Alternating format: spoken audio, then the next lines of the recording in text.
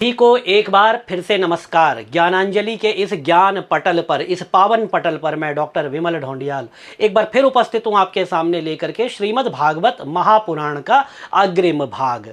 बहुत समय अंतराल के बाद आपके सामने भागवत महापुराण का अग्रिम भाग लेकर के उपस्थित हुआ हूँ। हम चाहते थे कि इस श्रृंखला को नित्य निरंतर हम आगे बढ़ाते रहें, किंतु हमारे पास कोई स्पॉन्सर और किसी प्रकार की कोई व्यवस्था नहीं थी, जिस कारण से हम इस विषय को बीच में हमें स्थगित करना पड़ा, हम आगे नहीं बढ़ा पाए। परंतु आप लोगों का फिर से हमें सहयोग मिला है और इसके कुछ भाग अब हम आपके सामने निरंतर लेकर के प्रस्तुत करेंगे। और आगे भी यदि हमें सहयोग मिलता रहेगा, स्पॉन्सर मिलता रहेगा, क्योंकि व्यवस्था करनी आवश्यक है, और तो निरंतर इसका भाग हम आपके सामने लेकर के प्रस्तुत करते रहेंगे। और नारायण की कृपा सब पर हो, सब नारायण के पाठ को पढ़ पाएँ, समझ पाएँ, नारायण की कीर्ति घर घर में गाई जाए, इसका हम संपूर्ण प्रयास करेंगे। आप लोगों का सहयोग मिलता रहे और यह पाठ नित्य निरंतर आगे बढ़ता रहे। मुक्तिं ज्ञानं विरक्तिं च सह कृत्वा गता भुवि। अब भक्ति को मुक्ति दासी के रूप में दे दी गई। अब मुक्तिम ज्ञानम विरक्तिम चा, मुक्ति ज्ञान और वैराग्य को लेकर के धरती इस धरालोक पर आई। और कृतादि द्वापर स्यांतम, सतयुग से लेकर के, जिसे सत्य युग कहा जाता है, सत्य युग से लेकर के द्वापर युग पर्यंत बड़े आनंद से इस संसार में भक्ति ने अपना साम्राज्य स्थापित किया। क्योंकि प्रत्येक व्यक्ति के मानस पटल पर भक्ति की छाप थी, भक्ति अंकित थी। प्रत्येक व्यक्ति भक्ति भाव से अपने कर्म को करता था। और ईश्वरार्पण भाव से जब कर्म किया जाता है तो आपका डेली का जो रूटीन होता है वह भी भक्ति बन जाता है। इसीलिए भोजन भी बनाए तो भगवान को भोग लगाने के निमित्त बनाए, वह भोजन बनाना भी भक्ति बन गया। अपने ऑफिसेज में कार्य करते हैं वो भी ईश्वरार्पण, लोकार्पण निमित्त मान करके करे, वह भी भक्ति बन जाता है। तो ऐसा साम्राज्य था भक्ति का सतयुग से लेकर के द्वापर युग पर्यंत। आगे क्या हुआ? कलौ मुक्ति क्षयम प्राप्ता। कलयुग में मुक्ति क्षय को प्राप्त हो गई, जीर्णता को प्राप्त हो गई, जर्जर हो गई। क्योंकि मुक्ति ऐसा नहीं कि मुक्ति अपने आप जीर्णता और जर्जरता को प्राप्त हो गई। किसी को मुक्ति चाहिए ही नहीं, केवल भुक्ति चाहिए, भोग चाहिए। और भूल जाते हैं कि भोगे रोग भयम, भोग में रोग का भय है। मुक्ति की अभिलाषा करते हुए, मुक्ति के लिए प्रयास करते हुए भोग भी करो तो फिर भोग आपको बंधन में नहीं डालेंगे। कुर्वन्नेवेह कर्माणि जिजीविषेच्छतं समा। कर्म करते हुए 100 वर्ष तक जीने की इच्छा करेंगे तो कर्म आपको बंधन में नहीं डालेंगे, और अपने कर्मों को भक्तिपूर्वक लेकर के आइए तो आपको मुक्ति भी प्राप्त होगी। लेकिन ऐसा नहीं हुआ। क्यों नहीं हुआ? पाखंडामय पीड़िता, पाखंडामय पीड़िता, पाखंड रूपी आमय, आमय मतलब रोग, रोग से ग्रस्त हो गई। पाखंड फैल गया चारों तरफ। पाखंड क्या फैल गया? हर जगह देखिए, सब जगह पाखंडी है। अच्छा, लोग आजकल बड़ा कहते हैं कि ये कार्य शिक्षा से होगा या दीक्षा से होगा। दीक्षा नहीं, दीक्षा, दीक्षा से होगा। कुछ पाठ अगर यूट्यूब पे डालो कहते हैं कि इसके लिए तो दीक्षा की आवश्यकता होती है। अच्छा एक बात बताओ, तुम्हें शिक्षा मिली थी? पहले शिक्षा चाहिए, पहले दीक्षा चाहिए। दीक्षा जो होती है, दीक्षा मतलब दीक्षांत समारोह, कॉन्वोकेशन, जो कि शिक्षा पूरी होने के बाद अंत में किया जाता है। लेकिन यहाँ समस्या क्या है? यहाँ प्रत्येक व्यक्ति को पहले दिन डिग्री चाहिए। कहते हैं दीक्षा के बिना नहीं होता। अरे दीक्षा के बिना इसलिए नहीं होता क्योंकि जिनके पास आप दीक्षा लेने जाते हो ना, उनको आप देते हो। उन्होंने इस दीक्षा वर्ड को कॉन्वोकेशन अर्थ से हटा करके कमर्शियल अर्थ में यूज कर लिया है और कहते हैं हम तुम्हें दीक्षा देंगे। आप 100 दिन किसी के पास जाकर के पढ़ते हैं, विषय को आत्मसात कर लेते हैं, समझ लेते हैं, फिर उसका पाठ करते हैं। चाहे आपको उन्होंने दीक्षित किया हो चाहे नहीं किया हो, लेकिन उन्होंने आपको शिक्षित किया है, तो शिक्षित करने के बाद आप उस पाठ की विधि जानते हो, मर्म जानते हो, उसके भेद जानते हो, आसानी से अपना कल्याण कर सकते हो। और एक दिन आप किसी के पास जाओ और कहो कि गुरुजी हमें दीक्षा दे दो, वो आपको एक मंत्र दे देंगे और कहेंगे कि अब ठीक है, अब तुम बगलामुखी का या भागवत का या बाकी चीज़ का पाठ कर सकते हो क्योंकि हमने तुम्हें दीक्षा दे दी है। कौन सा आपके लिए ज़्यादा लाभकारी है? वो एक दिन का दिया हुआ मंत्र या 100 दिन जाकर के जो आपने अभ्यास किया है?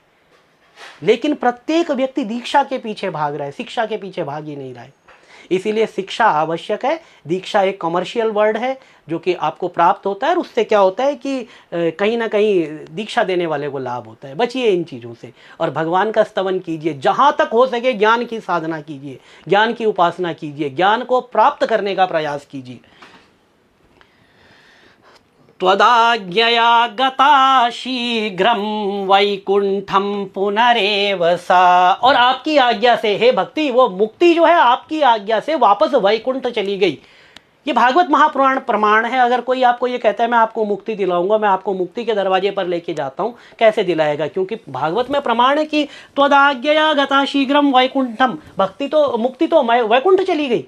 अब आपको मुक्ति कहाँ से मिलेगी? मुक्ति आपको दीक्षा से नहीं, आपको ज्ञान से मिलेगी, शिक्षा से मिलेगी। स्पष्टता आचार्य चाणक्य ने लिखा है, ज्ञानेन मुक्तिर न तो मुंडनेन। मुक्ति ज्ञान से होती है, ये बालों का मुंडन कराने से मुक्ति नहीं होती है। स्मृता त्वयापि चात्रैव मुक्तिरायाति याति च। आज देखिए, आज मैंने भी वेश ऐसा बनाया है, बाला वाला। कभी किसी वीडियो में आपने ये वेश नहीं देखा होगा मेरा। आज मैं अपने पाठ से उठा तो मैंने कहा चलो वीडियो ऐसे ही बना लेते हैं। अब ऐसा वेश बना करके पाठ करने से ज्ञान अधिक नहीं हो जाता? ये आपके पूजा के उपकरण है, आपके पूजा का साधन है, ये वहाँ पर ठीक लगता है। दिखावा करने के लिए, पाखंड करने के लिए ये चीज़ें नहीं धारण करनी चाहिए। इनका मान करना चाहिए, इनका सम्मान करना चाहिए, इनका आदर करना चाहिए, और तब आपको भक्ति प्राप्त होती है, ज्ञान प्राप्त होता है। क्योंकि व्यक्ति का कल्याण होगा तो ज्ञान से होगा, बाहरी वेशभूषा से नहीं होगा। मुक्ति मिलेगी तो ज्ञान से मिलेगी, भक्ति से मिलेगी। आपके आडंबरों से मुक्ति किसी को कभी नहीं मिली है।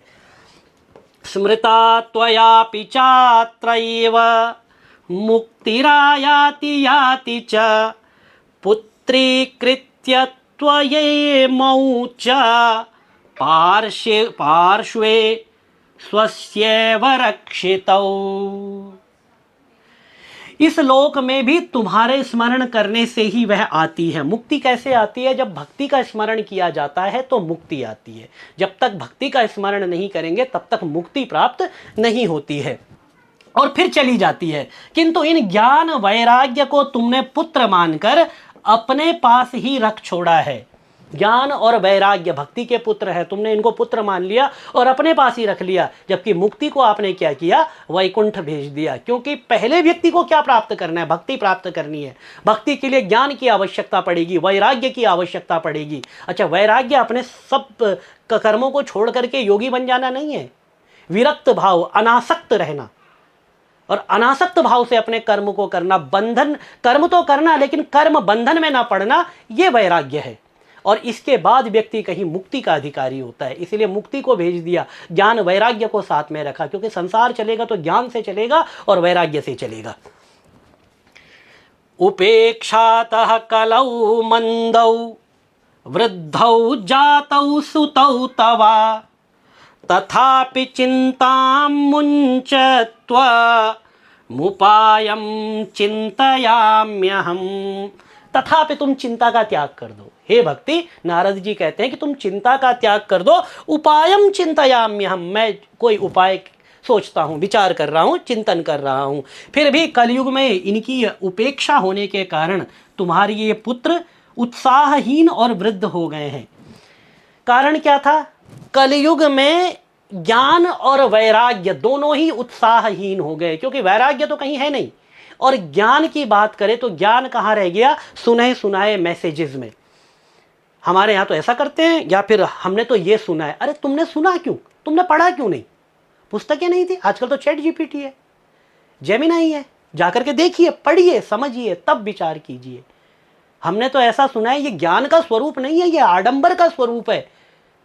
किसी भी चीज को पुष्ट करना हो तो किसी के सुने हुए ज्ञान से पुष्ट नहीं किया जाता, शास्त्र ज्ञान से पुष्ट किया जाता है। अगर आपको लगता है कि ये ऐसा चला आ रहा है, हमने ऐसा सुना है, लोग तो ऐसा करते हैं कि हमें इस तरफ से जाना चाहिए, उस तरफ से जाना चाहिए। उदाहरण के लिए शिवलिंग की परिक्रमा आधी की जाती है। उसका कारण ये नहीं है कि भगवान शिव की परिक्रमा आधी करनी चाहिए। जब जो शिवलिंग होता है, ये कहीं ना कहीं से ये ड्रेन होता है, ये नाली बाहर जाती है जो इस जल को लेकर के जाती है। तो जब आप परिक्रमा करेंगे तो पूरे शिवालय में कहीं ना कहीं वो बीच में पड़ेगी। ठीक है, तो आपको इसको नहीं लांघना है, क्योंकि ये पवित्र शिव निर्माल्य यहाँ से निकलता है।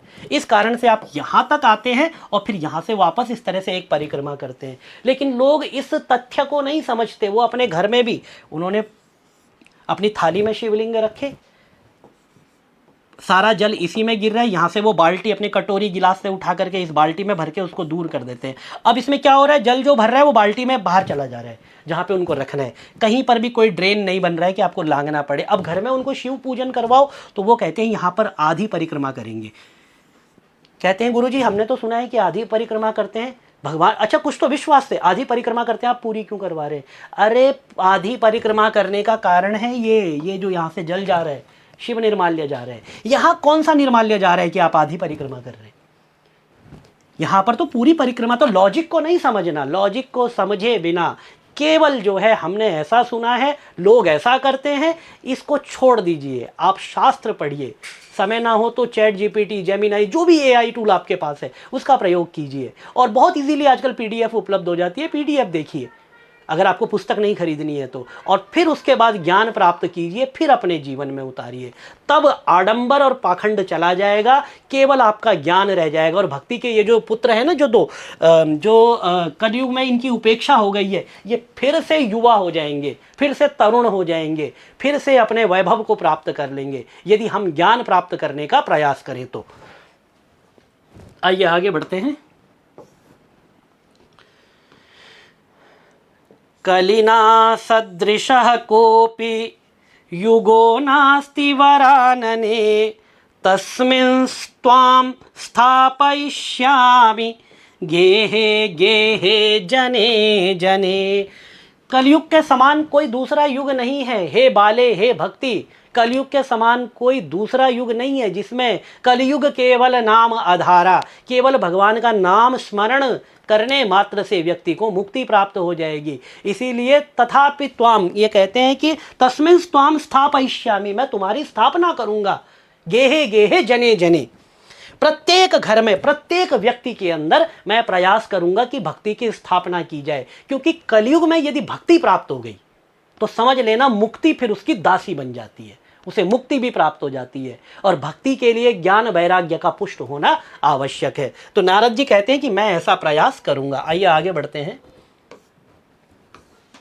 ये ज्ञानांजलि के द्वारा विष्णु सहस्त्र नाम का विशेष सत्र आयोजित किया जा रहा है। यदि आप जुड़ना चाहें, आपका हार्दिक अभिनंदन है। शालिग्राम पूजा इसमें की जाएगी और 28 अगस्त से लेकर के 2 सितंबर तक ये चलेगा, रात को 9 बजे जूम पर लाइव। यदि आप जुड़ना चाहें तो ये नंबर है, इस पर कॉल या व्हाट्सएप आप कर सकते हैं।